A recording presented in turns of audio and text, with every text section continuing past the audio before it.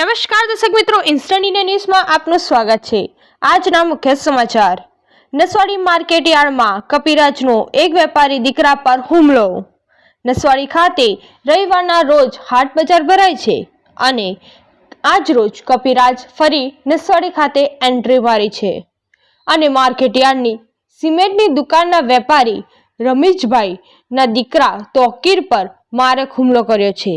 જે કપિરાજથી લોકો છેલ્લા 1 વર્ષથી હેરાન થાય છે અને લોકોની ગાડીઓ લાત મારીને ફેંકી દે છે અને માણસના ઘરની ચીજ વસ્તુઓ લઈને નીકળે છે, તેને પણ જૂઠવી લેવાનો બનાવો નસવાડી ખાતે બન્યા છે અને એક મહિલા પર પણ અગાઉ હુમલો કરેલો છે અને હાથ પણ તૂટી ગયો હતો।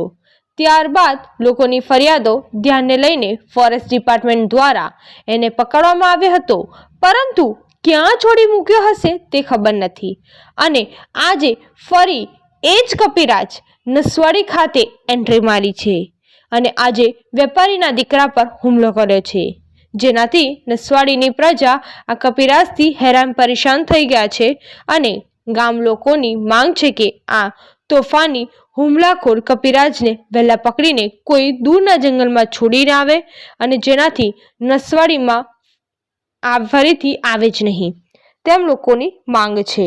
લોકોની માંગ છે કે લોકોનું દુકાને બેસવા હરવા ફરવાનું મુશ્કેલ બની ગયું છે, જેથી કરીને જલ્દથી જલ્દ કપિરાજને પકડીને દૂરના જંગલમાં છોડી મુકાય। નસવાડીથી ચિરાગ ગુપ્તાનો રિપોર્ટ। ધન્યવાદ।